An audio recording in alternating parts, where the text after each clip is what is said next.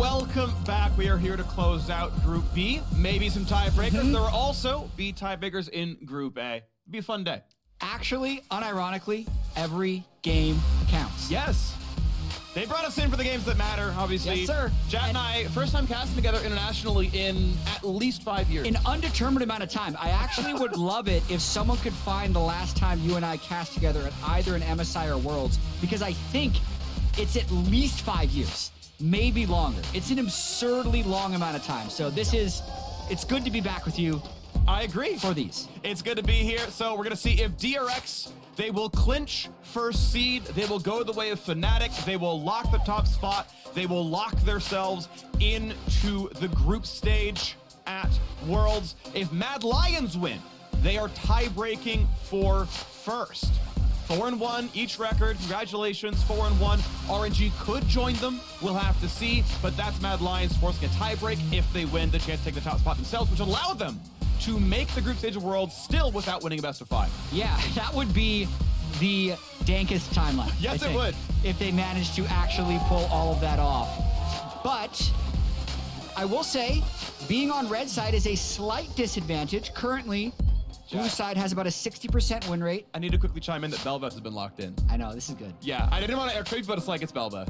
Yeah. So I'm kind of about it. I'm about it, especially for Elyoya.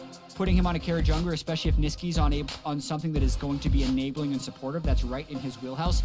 It's also a spicy proposition because my crystal ball pick'ems had Bel'Veth as the highest win rate champion with at least 5 games. Oh, okay. So this is a peculiar start. Yeah, mine was Neela. She is 0-2. So, like, the pick rate is about there, right? Where it's once in a while. But that is up against Sivir Yuumi. If you're willing to play engage the bot side, and enough where Spell Shield won't just lock you down, so, like, a Leona, an Alistar, you can punish this lane. Yuumi does not have the selfish peel good enough to keep Sivir alive. If you've got the damage coming through with MF Alistar, which I think you should have, and you can actually pick yourself a decent lane. Now, is Alistar going to fit every team comp? No. Do you want to give Zeka an Alistar role? Also no. But Leona also fits that bill. Again, there's the mind game around can you spell shield Q. That is playable, so it'll be very action-packed down there, I think. Yeah, and very similar to the conundrum that EG was faced with in their loss earlier against DFM, where they had the misfortune. It was actually Sivir Yuumi locked against them, and Vulcan decided to go with Soraka. Now, the situation is a little bit different here because Bel'Veth is already locked, so you're going to be getting a large proportion of damage from your jungler anyways, but definitely in terms of which would I rather be, I think I'd rather be Deft Barrel here having Sivir Yuumi, even though it's the nerf version since we last saw it be highly prominent in playoffs. Both nerfs still viable, though. I'm going to say I'm a fan when you can play a lot of styles. Yeah, okay, you can call Sivir Yuumi as a sleeper. It's wait till 35 and receive your free win in the mail. But getting to that point, if they're balanced, actually is compelling because you'll be under pressure. They'll be stacking dragons against you. They're going to get 2 items first, and like there's going to be a pressure game going on there. Yuumi's going to have a hard time like showing up the first Herald fight, things like that. And so we'll see how much tempo Mad Lions can have and what they can get going on because Bel'Veth obviously really wants that 8-minute Rift Herald to crack the game open. And that's going to require them to have the first move there. So I do wonder what Niski will take into the Sylas, which was so quickly taken early, trying to follow the rest of the bans as well. I do like the double jungle bans from Mad Lions since there is a mismatch in the roles that are selected. And currently it's actually just DRX trying to ban out almost like blind pickable top laners, which is a little peculiar to me. Unless Kingen might be thinking about, okay, the Sylas is still holding its flex. It could be a mid or top Sylas depending on what Mad picks. So what's interesting is with the Gnar being left the entire time, Sylas is very good into Gnar. A lot of it is because you love taking Mega Gnar as your ulti and then playing it out. You're seeing Mad Lions actually holding top lane for last, but they're like, yeah, you know what? It's fine. I think the lane as well, by the way, of Sylas Gnar is also quite good. Yeah. Famously, Armut's biggest champion is Gnar, always played at World so far. Gnar and Aatrox. As Sejuani comes in, that is technically, although I have to still lock in both champions, flex till the very end. And what's it going to be top side? Camille, Gnar, if you play aggressively, you play towards the lane, it's going to look really good. They move the Sylas towards the mid lane. Sylas versus Vex is going to be that matchup. And Mordekaiser, I love. I have been waiting so long for Mordekaiser as a counter pick to Yuumi. She flies in with Sylas, flies with Camille. You ult the Camille, and Yuumi's like, I'm on top of Leona alone, and just dies. So, huge fan of this one. If Armut can be in the team fights, and just kind of take the L, ulting the carry, and survive in the one-on-one, you can just kill Yuumi. and you just start a team fight 4v3. Yeah. Actually, the last time Mad was in play-ins, 2020, the old top laner of Mad played Camille, and Impact then played Mordekaiser and dunked on him. Yeah. So the same coach for Mad Lions was on stage that day. Who knows if that has any impact on it? But I agree with you. Mordekaiser can actually be a legitimate counterpick into Camille. And watch for a very funny interaction if Silas ever steals Mordekaiser ultimate, because they share the same death realm. You hang out together. You can actually have 4 players in Mordekaiser's realm at the same time. But that's for the future. Will be impossible to read on Spectator, but is really cool in game. I'm trying to think of what's the meme where you're like surprised to see someone there. Or you're like, oh, you're here. That is my interaction playing like 2 days ago. Some other guys are like, there's a Silas in my death realm. What's going on? And immediately pops out because my top laner killed him or whatever. I'm like, all right, cool. But it could be a fun game overall. I'm excited for this one. European fans, if Mad Lions wins, they are tie-breaking for first, either a 2-way or a 3-way tie. RNG could join. They're likely to if it happens. Obviously, DRX fans hoping they just win. They 5-0 it. And if you're tiebreaker fans, you're Mad Lions fans. More tiebreakers if Mad wins. Yeah. Europe loves ties. I hear that. Yeah. It's an old saying. It's ancient wisdom, brought down from the elders. And I want to see what happens here because it's going to be a very fun game of League of Legends. DRX and Mad Lions hit the rift here as you figure out who is grabbing the top spot in Group B. The LEC's 4th seed Mad Lions still have full control. Speaking of control, you can link your League account with Twitch Prime to receive free digital goods and control those as well. Yeah, just to talk a little bit more about the cohesion of the team comps, I really do like what DRX has put together. I think anytime you draft Sejuani, it's best to draft it with 2 melee champions in your solo lanes. It just makes your skirmishing so powerful. I do believe that if any 2v2 happens that is either jungle mid or jungle top that is somewhat neutral, the champion combos with Sejuani will win that. So it's going to be very difficult for Mad to gain early control in either the mid or the top lane. And then that moves you towards, okay, if Mad wants to try and make a play, let's go bot lane, which would be their best chance, but Sivir can play very defensively if needed. So I really do, I think the way DRX is going to play here is look to control the top side, just let Def get CS, and then that'll make them strong enough to also control Rift Herald at 8 minutes. So I actually really like what DRX has, and I think Mad needs something kind of uniquely good to happen in the early game to have an edge. Interesting start to this game as it is a late invade towards the bottom side as Sejuani was getting nearly a leash. She would actually have been chunked out. Elyoya, you don't love starting red buff. You always start Q and you want to get the 4 hits off on Raptors. It's like your fast way to level 2. Yeah. Has to smite the red. He's going to be okay, but we'll see how much counter juggling happens with Sejuani. No one's for sure this has happened. Yeah, I do like starting red if it's not yours.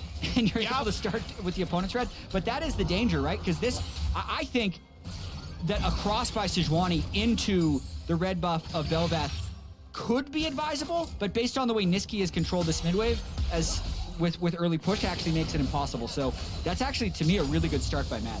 So pretty well takes the 2 easily taken camps. Going for Krugs is a bit of a risk, to be honest. So now throwing this one on Vision. Unless he poached some XP from mid. He does get level 3 because this is an XP poach from mid. Normally, Raptors red is not that level, but extra clear speed feels pretty good. Sejuani slinking around here with the wave pushed in. Again, knows that Bel'Veth went towards red. He's gonna try now, stun lands into Niski. Has the fear available, aims it towards Pioshik. Force him to sidestep to get away from it. It actually buys himself an extra second or so of time. Shoots forward, though, he's gonna have to flash this one. So a well-done gank. Niski plays it out nice, but the flash is still forced. Yeah, but he ultimately just needed to buy time for his jungler, which he has successfully done. Bel'Veth here is the carry, not Niski. He can also teleport back and prevent a blue buff take by Pioshik. So I think overall, very well played by Niski. Obtaining the mid prio, dodging the gank, and just letting Elyoya farm.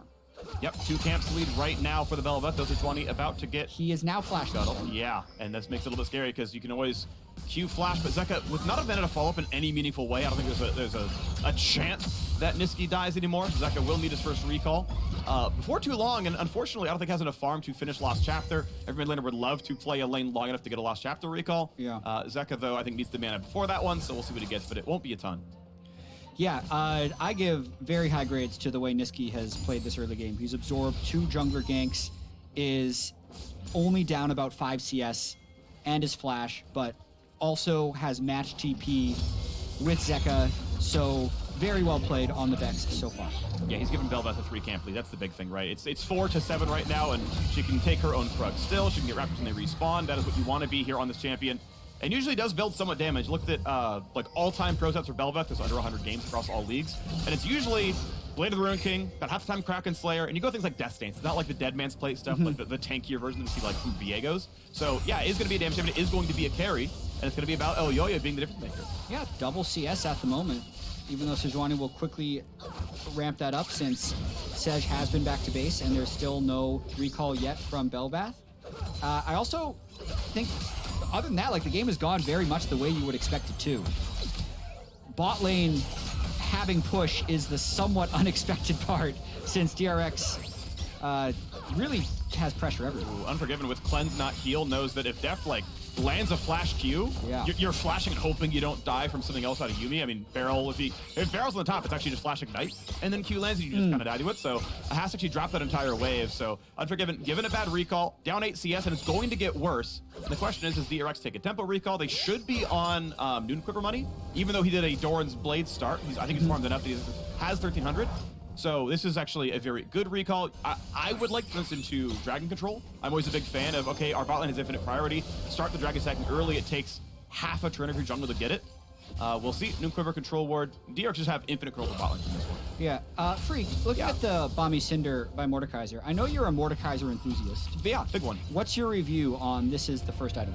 So it's the more common version. I like greedy AP builds where it's like Riley's first and they can't get away, whatever. But this allows him to say, look, if I'm just taking the carry away and making sure that I don't die, and if I take the strongest guy, let's say there's a 6-0 silent, like, yeah, well, I'll just tank him. Sure. We're 4-4. I live, and we come back, and it's great. Yeah. And he has to QSS tax, which kills his gold lead. Right. It's like, I just build tank and it's chill. Sunfire or Iceborne Gauntlet are both relatively common on him. Iceborne keeps them in range, so you can land the rest of your stuff. It makes your E land really, really commonly. Sunfire just is a decent bruiser item. And most Mordekaisers are doing like Sunfire Demonic or Sunfire Ryleys. That is the common build. Right. So yeah, like the dude goes for here, and that's fine. It's like pretty risk averse. You're kind of chilling, and it's not a bad build by any means. Yeah, and what would you say? This would be for like, I guess, Mordekaiser people that wanted to play him in solo queue. Great. Riftmaker first if the other team has a tank support like Nautilus. Because then you just kill that tank support at the start of every fight. So almost guaranteed. So I actually, as a Mord enthusiast, I'm a Mord jungle enthusiast primarily. And it's like, I love just taking their support because it's a guaranteed kill and it feels good. And yeah, Riftmaker, Demonic, like you just kill them really easily. But I actually started watching like GM and Challenger Mordekaiser junglers, and they like exclusively take the carry. Like there's a game where there was a 6-0 Draven, he's like, I rushed Thornmail, and I just sat through the Zhonya second and was like, win for me, everybody! Interesting. So I now know what Flowers feels like when he sees Skarner games. Because I have like 5 more minutes of Mordekaiser stories. Like, this champion is fun. Yeah, I think he actually is quite versatile. This is a very standard sort of average build. Got it. And also you can see a back-to-back red buff invade by Elyoya. So the game plan of let's get Bel'Veth a lot of money is so far working very well as he crosses mid lane looking for something. Knockup, good sidestep by Zeka. That would have been a little more damage. And you can see, yeah, Elyoya, if he lands the knockup, presses E, gets a couple hundred damage out of it. Doesn't get much more out of it, so off he goes. There is actually choice in Bel'Veth's skill order, by the way. He is doing Q-Max, which lowers the cooldown of his dash, but E-Max is very well represented as well. It is the higher damage build. Less mobility, sure, but E-Max Bel'Veth is actually completely reasonable as an option. Just not what's going on here. Def spell shields it, no movement. Yeah, interesting actually that Bel'Veth is starting up Rift Herald right now. It's all about the reset timing. Zeka was just back to base, and so is Piosa, because they have no bot prio whatsoever, but they're kind of making the bet that Deft or Barrel aren't moving up, and they can just take this. I think this for a lot of reasons, actually. This is really nice. Yeah, it's not only mid-prio, which is obviously great, but Mordekaiser 1 kills Herald so fast. The passive is one of the best, like, damage caps of jungle monsters, where, you know, percent health damage is capped on jungle monsters, right? But, like, Mordekaiser is a very generous cap, so he burns that stuff really, really fast, and if the jungler does show up, just ults it, and Elyoya is guaranteed the smite. It's one of the powers of playing more top set of jungle is you can just guarantee get rid of the smite. I don't see Sejuani rushing QSS second item, or I mean certainly not first, but I doubt it second either. And just like Okay, every jungles always are, so we do indeed get the 2-minute Herald play, or the 8-minute Herald play, but the very early one, right? It goes to Elyoya, he's ult for him, and he's gonna pop off. And it also kind of does not play to the expectation of what I thought a Sejuani comp would be able to accomplish. Like, Pyosik was unable to get any early skirmishes with Camille Sejuani or with Sejuani Sylas to be effective, and they weren't able to take top. Like, I think usually with Sejuani double melee, you can usually control the Rift Herald, but that wasn't what happened. He was set pretty far behind by the early shenanigans of Elyoya taking his red buff twice and wasted so much time getting Niski. He was just so far behind the pace that they couldn't even think of contesting. We are onto the Ruin King, into the jungle. Good flash out by Niski, dodged the rest of the slow as well, and a nice attempt. DRX shove a couple of ultis in there. They force a much longer cooldown, but right now in a power trap, missing 2 big teamfight power ultimates, means that Mad Lions actually probably have control over the map overall. Hold that thought though. Elyoya with ulti form says, I will take this fight, jumps into the knockup, even with a Yuumi around, takes an ignite to his name and is like, I'm ult form Bel'Veth, we're chilling. Yeah, it did give a window for Unforgiven and Kaiser to push bottom finally. They've been getting really pressured under their turret, but it ends up kind of being nothing much to write home about. Yeah, small gold lead for Mad Lions, fighting for the top spot in the group. Yeah. High break with DRX, maybe RNG if they can win as well. Mad Lions looking to make that spot into the group stage happen, and off to a gold lead. Big lead for Armut. Mordekaiser into the pool. Looking at, actually, I had his stats up. Hadn't even played it all summer. Obviously not at Worlds yet either, so digs it into the pool and says, hey, this is actually the time for it. Glad to see him play it. He's doing very well. Sunfire is done. This is the very standard option as the Aegis comes across. Expecting Demonic or Riley second. Yeah. You can see full tank builds if he's just there to siphon someone out. We'll see what comes out of it, though. But looking at this game, I wouldn't even mind getting rid of Sejuani, but we got to fight, of course, in the top side there, Kingen. Gonna go ahead and find his first couple of stuns. The 3v1, the fear's gonna land the damage. Should it be? There it is! First blood comes through the jungle, but the TP coming across. Big damage towards Elyoya, staying alive for now. Death Realm has been popped, so Zeka cannot get anyone useful, or Pyosik can't tell which one. I think it was a Sejuani he had grabbed based on the damage profile, and it meant that you couldn't deliver the stun, you couldn't lock anyone down. Zeka could not finish the kill. Yeah, Armut removes the synergy with Sejuani after that turret dive. Very well done. And the kill goes over to Lord Elyoya. He gets all the CS. Every move is for him. Every red buff is for him. Blade of the Ruin King completed, and free boots now in his inventory. Let's watch this one more time. You can see there'd be a temptation to try and ult right now, but you have to stop it if you're the Mordekaiser. They get the pullback, they chain it really nicely with the CC from the Vex, and they finish that off. But then just a really nice job at the back end of this fight. Let's not let Sejuani passive allow Sylas to lock down Elyoya. Yep. He gets enough damage out that DRX does not want to chase through, and they get away with the kill.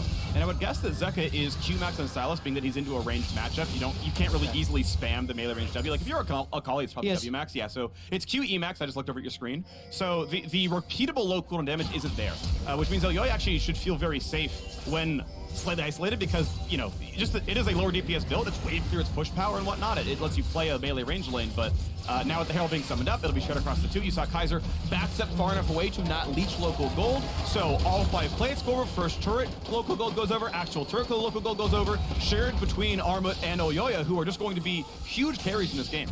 So a lot of League of Legends still has to be played for. Yes. But this is now a 2,400 gold lead for Mad Lions, who, if you look at the top of your screen, are 3-1. DRX is 4-0. Yeah. So if that 3 turned into a 4 for Mad, and the 4 stays a 4 for DRX, as Deft is maybe getting a solo kill. Next Q, a couple seconds, has to flash. Good play by Deft, able to sidestep out the ult. You knew he didn't need the health bar anymore, and yeah, honestly, even then, you just instant cleanse it and get out. So well played all sides, especially though by Deft as he gets pressure on the bottom lane, and now at half health, he's like, I'm fighting against Leo. Yeah, Deft is going to be a problem. I think this is what we're learning. Yes. But if Deft is not able to carry this game, DRX will go 4-1, Mad will be 4-1. That would guarantee us at least a tiebreaker here. Just winning a best of 1 in the single round robin doesn't automatically make you greater than the other team. They'd still have to play a tiebreaker after. Niski looking like he's dodging another gank. Oh, I think flashes down for like 20 seconds longer, gets stunned up, kites away, the fear lands! Elyoya is here! Finds another, comes back to take the ulti form. Niski gets bailed out by his jungler. Dude, I don't think so. I think Niski is smurfing this game. He's absorbed 3 or 4 ganks. It's bought Elyoya so much time to farm and get the kills. He's not even that far behind on CS, and now they take the Drake. Well done all the same, though. A nice gank, but yeah, it's going to look beautiful. Cloud Drake claimed. Definitely late on the dragon stacking. That is the general MO here, actually, at Worlds. Herald has been much more highly prioritized, but really, really well done. Actually worth noting some data across play-ins so far. Obviously, a lot of biases available here because it's a bunch of single run-out best of ones, but yeah. Blue side is 60% win rate and almost always gets first Herald from their top pressure. Yeah. Mad's gotten kind of both everything right now. Yeah, Mad is smurfing. So he dodges the Sej ult. He also dodges the Piosic W. Yes, Yuumi gets him, but he waits for the stopwatch as after he lands the CC that then buys enough time for Elyoya to finish off Zeka. Oh man, gets away with a sliver of health at the very end. But as we see in the little pip, Deft is still a problem, like a really big problem. So this is actually kind of Deft versus the world in this game. Yep.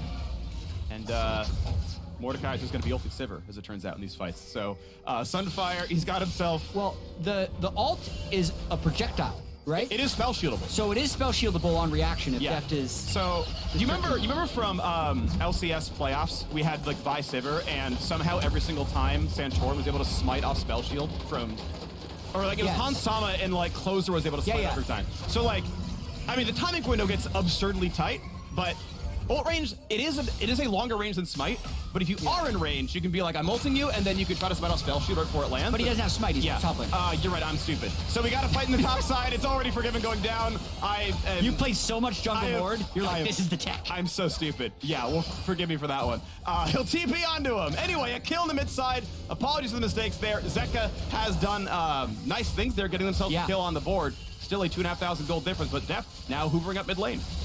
Yeah, the bot gap would be the way that DRX takes this game, but I mean, Elyoya is also farming up a Storm that is now 120 plus CS. Actually gives his blue over to Niski, so that's the type of cooperation you love to see. Niski gives all of the farm to Elyoya until the blue buff is at stake, and then he's able to pass it off. But yeah, look at that CS gap between Sej and Belvath currently. Quick maths, 47. As well as the 2 kills. Yeah, it's got to be huge. Looks like we're on the Ruin King Sunfire, I think. The build out here for the Belvath. He'll probably go Tank Mythic. Yeah. Very standard to go pretty bruisery. Death Dance to come and pick up. You can see Kraken, but it's often like, it can be like Kraken Death Dance kind of stuff. Like you pick your version of Bruiser, but Belvath often wants to be able to hold on to the front line, so no surprises here with the build. 2 minutes ago, still, till the Hex Tech Drake spawns. Yeah, Unforgiven very far behind the curve versus Deft. Deft with Mythic complete, trying to fight over this mid prio. That's what Matt is here for, knowing that Silas is back in base. Niski had basically skipped that entire wave bottom to hopefully get a pick mid. Now he has to run back, and there'll be a reset period for Matt. Yeah, and honestly, there's not much to strive for right now, right? It feels like we're in a pretty solid spot where there's nothing to play around, so it's really just like kind of freestyle. What can you play for? What can you grab? A camp, cool. That is, 70-ish gold to our side, 70-ish gold denied away from Piosic as well. Arma going to be in a little scrap here with Kingen. Of course, has stacked a bit of armor early on.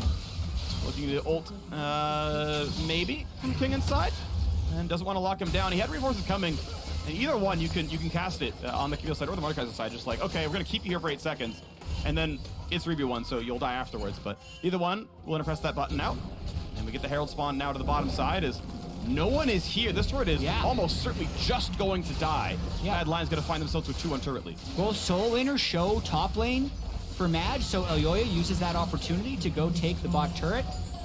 Really like that play, just increasing his own pocket more and more. The gold leader in the game, weirdly enough, is actually Mordekaiser, but he's forming a storm. Yeah, he's actually 10 CS per minute, plus he shared in the first turret gold from the first Rift Herald drop. So when he hits Demonic or Rylai's, that's when he's going to get also very powerful. So I think Mad Lions, if you're going to ask them 18 minutes ago, what game state do you want? I think they'll take this one probably 9 times out of 10. All right, Mordekaiser has 300 gold inventory, so that you can't combine either one. Rylai's is 415, I believe, so you can't tell which one he's going for. Demonic obviously more damage. Rylai's helps you like lock someone down. If he does, for example, go for Deft, who wants to kite him, Sivir ult doesn't beat Riley's slow, so that like kind of signifies that's your target selection a little bit. We'll see what it ends up being, though.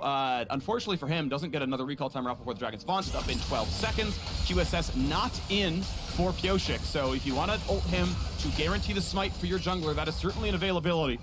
And should honestly just win the duel against a 4-level deficit Sejuani. I mean, for the most part, it looks like DRX is conceding this Drake to try and get farm on the top turret, but then Mad is also conceding the Drake to get the even more valuable inner bot turret. Looks like Herald actually hit that one, so even though they kind of left Herald alone after they got the first turret, it actually managed to slam, so at 1/4 HP, bot tier 2, easy to kill. Arma again getting the gold. Zeka topside does have TP. For this to hold the wave if he can. No, okay, DRX doesn't even decide to dive. Wow. You can see that Luden's hitting really hard as well. This is kind of the standard Yuumi build that I'm seeing now as well. The poke in the mid game is so high, and there's no sustain as of yet for Misfortune. The Aegis build path is in the inventory indeed for Elyoya. I don't think any other tank mythics go out of the Aegis, so gonna be on Sunfire second, level 11, transforms again off of this dragon kill, and looking really good here. Man. DRX saying, you know, yeah, we're too far behind. It is demonic, by the way, so that is the more frontline focused option here out of Mordekaiser. So it leads me to believe he's probably going for the Camille or the Sejuani in these fights, most likely. What are we watching, by the way? Like, if Mad Lions pull this off, if you mentioned something in the start of the game, like it is actually possible. And I know we're looking really far ahead, but it's actually possible for Mad to be a quarterfinalist for Worlds without winning a best of 5 the whole year. Yeah.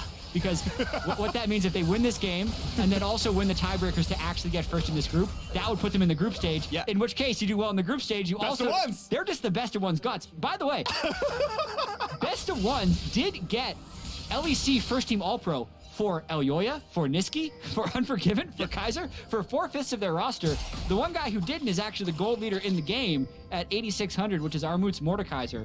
So, win a best of ones. Pretty good. Pretty good. Pretty good. Yeah, turns out format for LEC pretty good at making the deep run of Worlds. Looking pretty solid right now, but Unforgiven, careful, a lot of fog of war. That was almost a dangerous wave to go for. Pyosik theoretically could have gone for like the Q ult, but with Cleanse being up, that's not much of a play, so nothing going through, just taking the waves, just chilling. But we are on 2 full items now for Deft to play now into the left side of the map. The dive on in, Elyoya gets a kill, ulti over the top, and a flash away for Deft, but Barrel dropped at the same time. He was over the top. They're just going for and he Bear. couldn't find a new player. They have demonic Mordekaiser and a Belvat. This thing is just dead. This is that so incredibly fast. MF on an item is good enough. It's DRX every time realizing we just have to cross map. Mad Lions are simply too strong. Every time they pick the fight is right. And look at that, a 22-minute Baron. Mad Lions careening towards first place in the group. I cannot say enough good stuff about Niski in this game. The LEC MVP for a reason. It's not always about having all the resources for yourself. It's about doing the right things in game. So he's 20 CS down. He's got Elyoya super far ahead here. Elyoya makes the primary initiation, and Niski over the wall here with the ulti also tags the Yuumi. He tags Barrel's Yuumi before he can hide, gets them the second kill, which then I think makes that Baron uncontestable. Amazing play. That was really, really big. Those 2 kills meant so much right there. Obviously, no Smite makes stuff in the first place, but yeah, 4v5, you can kind of contest sometimes with a 2-item AD carry. Not going to happen here. So mid now under fire. Look at their 4th turret of the game. Top tier 2 not to be killed just yet, but mid obviously pretty low. Arma sticking with the group to make the siege happen, but has to realize that Camille is splitting the top side. Will be poaching the Krugs down as well. So Kingen doing what he can to get his farm back up. Actually has taken over the CS lead of top lane temporarily. Yeah. As we're getting the Thornmail coming through now for Arma. Yeah, again, looking to just tank somebody out and not be the major carry because Elyoya pretty much is that.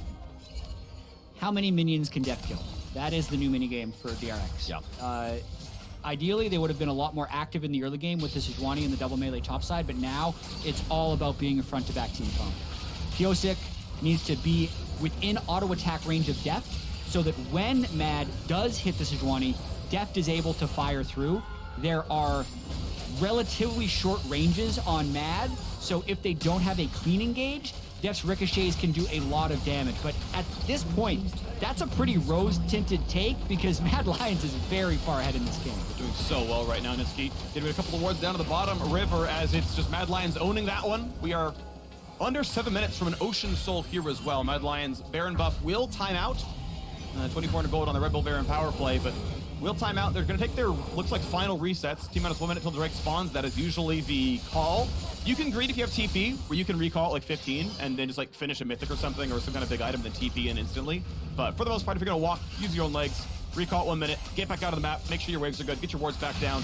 And with the gold lead, I can't see how DRX should be able to contest that. As long as Mad Lions play it correctly, any fight is just theirs. Yeah, I completely agree. I think DRX needs to wait another 5.5 minutes at least. And even being up here is risk of kind of losing the game if there's a clean engage by Kaiser. Also just want to say I really, really like this team composition from Mad. Yeah. Specifically Kaiser on Engaged Champions. I feel like kind of ever since he arrived on the scene in LEC several years ago, he's been so good at creating team fights. So this is part of why, personally, I said this before World started, I feel like it was actually somewhat unfair the way people dumped on Mad Lions and their perceived form coming into this event, because they were very bad on playoffs patch, which made them bad in playoffs. But throughout the regular season, they were the first place team. I think in a world where Niski can not be locked into control mage matchups, where Kaiser isn't locked into playing an enchanter, they are just a completely different beast. And I think they're showing that in this game.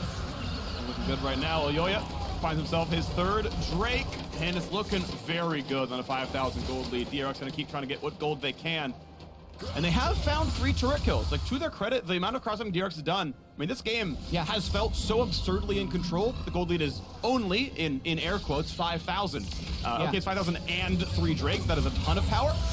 Ult's going to keep him outside the Baron pit, so now Kingen is going to guarantee be locked down. They're going to get the whole squad around him. When he comes out, he could flash the wall. Will try to do so, but it's, I think he has it too early. I think he was still in the Death Realm, and that picks up the kill. Misplay there by Kingen, and you could see just the Demonic and Sunfire, once those things really get rolling. A lot of damage. It's a lot of damage, and it's a perfect, we got to get the CS up right now. It's too perfect. 200 to 100. It's the perfect CS double. Oh, it's gone now.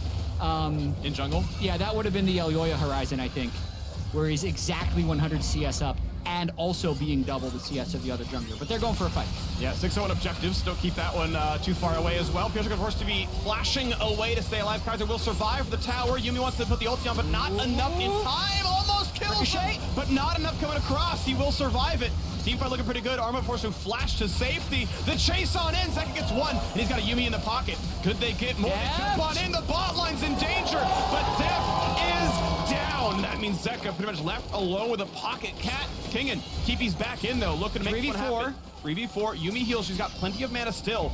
How good do the recalls look? A quick slow into Elyoya. A little bit of poke. Soon the fear available for Niski takes some more. This could be the game deciding from fight Prowling Projectile. The squad is here. Unforgiven is low. Here comes the push on in, and Kingen has to ult to safety for a little bit of time. They shut down Misfortune with the Prowling Projectiles. A dive in for Zeki gets a second, and the health bar is going to be too much now. But the Stolen Land, however, abscond of Thuck takes one down. 5-8 and kills the gold lead. That little bit closer. Oh, this game just got so interesting. Whenever Yuumi gets a fed bruiser, it multiplies the power. And Zeka just got massively fed. He is now the richest player in the game, and we'll have a Yuumi on. Let's watch this one more time. So Camilla's already down, which emboldens Kaiser to go for this initiation, but they can't quite get the execute, and he takes 5 turret shots. Then, look at how grouped everybody is. The ricochets will hit everyone, and Deft speeds up the team. Deft plus Yuumi means you actually can't run away once a fight is lost. Zeka, who's had such an incredible play-ins tournament so far, flashes in to get the close. Of course, Niski actually knows exactly when to go back in to kill Deft, and then the end of this fight was just about biding time, and just the Silas ends up popping off. It's so close to killing Kingen here as well, right? Down to about 1,000 HP, finally gets the ulti off to push them around, but now the fight continues on, and Pioshik just so incredibly low. Belwith putting out so much damage, but Kingen got onto Unforgiven and solo kills the AD carry. Oh my. So a 6-kill Belveth, level 15. Primary carry here. This is one game where actually, like, the AD carry is super overrated for Mad, because Belvath Mordekaiser is plenty of damage, but they can't just lose like that. Kaiser, Deft I mean, he killed himself flashing on the AD carry in the previous fight, went too aggressive, and Nisqy was there. This one almost oversteps as well, but Kaiser still kind of locked down. Zeka will try to find that kill. Kingen is able to get out, and finally Leona drops. So that is a jungler down for the entire bot lane of Mad Lions. Such a tense moment in the game right now. Arguably, it has flipped into DRX's favor as they have won back-to-back team fights, but they are still 3 dragons down with the Ocean Soul spawning in a minute, and Mad will have 5 people alive for that. Looking at the gold, it's 13,000 gold on Zeka's Sylas, and here he comes. There's the root. There's a whole bunch of damage instantly deleted. He built armor, and Sylas wanted to kill him, but Zeka gonna get traded back out. Huge damage. Mad Lions, Elyoya onto 7. That's so big, though, because he has no teleport for Sylas, and Armut does have teleport on Sejuani, so it will give Mad a 5v4 opportunity. They just get these recalls in 30 seconds until Ocean Drake. They need to shove this mid wave so they have a pathway into River to try and get this soul. Elyoya is so yeah. And Zeka has to walk from base 5 seconds late without TP. If Mad Lions are paying attention, basically, this shouldn't be possible to lose. All of the gold is on one man who can't be in this fight. Mad Lions DP and Armut in 10 seconds. I think it's conceded. And then you just like ult Sejuani, who I'm pretty sure has no QSS, and you can't lose the smite fight. Like, if you play it correctly, you are guaranteed Ocean Soul. Elyoya can't take too much poke. The Yuumi poke is very strong. If Def lands a boomerang, it's a lot. I think DRX should concede, though. Trinket spots him. Yeah, and you see Armut walks over. He's like, I'm going to play on that side of the map. Ocean Soul claimed, and now Grievous Wounds is required on somebody. Future Fire is on for Barrel. Yeah. So whenever he heals or shields a teammate, both his and their next spell will apply major Grievous Wounds, but then it's going to be back until his passive W is back, or his E. And that's going to be few and far between, so it will not apply to everybody unless you get a really good ulti that hits 5 on the first tick. Yeah, as of so far in this game, it's reduced 800 healing. Not bad. So it's probably going to reduce a lot more in the next fight now that Ocean Soul is there. And yeah, I think Mad Lions right now are just trying to set up at this Baron and arguably even start it. But it is, you do have to be so careful about Deft. And if I'm DRX, this is such a tense moment in the game because they want to delay Baron until they can get Death Cap on Sylas. Yeah. Ideally, they can get Infinity Edge on Sivir. If they get Death Cap on Sylas and Infinity Edge on Sivir, maybe they could be favored even against the Soul. But as of now, Mad wants to accelerate this game before those items are completed. So I like them starting this Baron right now. Again, we know that Pyosha cannot get away from the Death Realm. Zeka can actually pop one himself so he can just like drag in Mordekaiser and let his own teammate in. And he'll win that fight every time. There's no tools for Armor to survive Sylas here. So Zeka, I think, still kind of the man of the match. All right, really keep your eyes on Nisqy right here. If he lands the Vex ultimate and gets a good fear off, that I think is enough to win the game. But if he misses, then there would be no lockdown for Def Sivir and he'd be able to carry.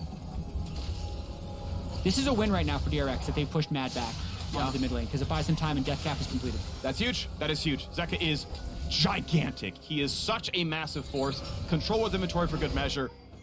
The man to watch for sure. On the same side, Elyoya, of course, doing incredibly as well. Unforgiven, now starting up for the Baron. And it's the pressure. It's on. The damage, of course, going to be very high if they can get everything stacked up. But Armut is playing to zone. He just ults Pyosha. They're just going to burn it. They're just going to burn down Baron. Uncontested smite. Can they get the damage in time? Because the fight is coming in. Elyoya Zeka dives in. Can he kill Elyoya? He comes out in time to smite it and stay alive for now. But it's going to be dangerous. 1,000 gold shutdown comes through. And it's only 3 for nothing. Unforgiven has to run away. Mordekaiser cuts the wave. But there's no way Misfortune lives. You may have got the Baron, but Zeka took your whole damn team apart as DRX go up in kills. And there are already minions at this turret and 5 alive for DRX. Freak, I think they might have just won the game. 30 seconds. There is so much time. You've got to find a way to buy it for yourself. Armut by himself can try. Pop the passive, pop a stopwatch, cut a wave. I think he needs to get this wave before it reaches his Nexus turrets. That's the best chance you have at living. And it means he has to play up in about 2 seconds. He's going to take some Yuumi poke, but he needs to buy them the time. Yoinks in what he can. He can't barely get almost anything done. I don't think he even got a passive on. There's no damage being dealt. He just dies instantly. And the turrets are going to fall. Respawns come in for just as important. Kaiser, do they care? I guess they'll go back to the turrets. They'll finally kill him. And the Nexus will drop. DRX get the comeback, win and secure first place. It wasn't pretty, but DRX is now undefeated in the group stage of play-in and advances to the group stage of the main event. Hats off to Mad Lions for getting the soul, having a large lead, and making this game go the distance. That's a backbreaker for them. DRX takes the bow. They're going to group stage. Congratulations, DRX. As Mad Lions fall to 3-2, they are hoping now for an upset win. They are hoping that RNG drops a game and can shark second from them in a tie break. I think Sure. that's arguably the better road for them. I think that's always going to be your hope. And so they get to wait and see. We can still see Mad Lions fight for second if RNG drops the next game. Otherwise, RNG, of course, if they take the win, they just grab second, no problem. Mad Lions, no matter what, are going to be playing a best of 5 to move on. That is the thing. Yeah. If they want to make the group stage at Worlds, they will be playing 1 or 2 best of 5s. Need to win all of them to make that happen. As of now, it could be against anyone. There's still that 3-way tie that needs to be resolved over in Group A between DFM, EG, and Loud. What does not need to be resolved, though, is whether or not DRX was the top performing team in Group B. Not many actually expected this with RNG coming into the tournament and knowing that DRX wasn't that great of a team in LCK during the regular season, surging at the end to get that Worlds qualification. But they certainly showed up here this week. They really did. I got to hand it to Zeka. I mean, I think truly that Raz had the idea where you've got to hold the door and keep him back. But the one team fight left side and then finally the Baron contest afterwards where DRX bought enough time to get him death cap because he doesn't kill Bel'Veth nearly that fast without death cap in the inventory, but he had it and just kind of crushed him and the team fight was over. I did this whole game talking about like the death timer, but it was actually the Zeka timer. Yeah. And he hit death cap level 18 and just took over the game. 8-2-2, absolutely gigantic. So Mad Lions, they pushed him to the brink, but DRX have punched their ticket to the group stage with that win. So for more on that, listen to Down on the State from Analyst Desk.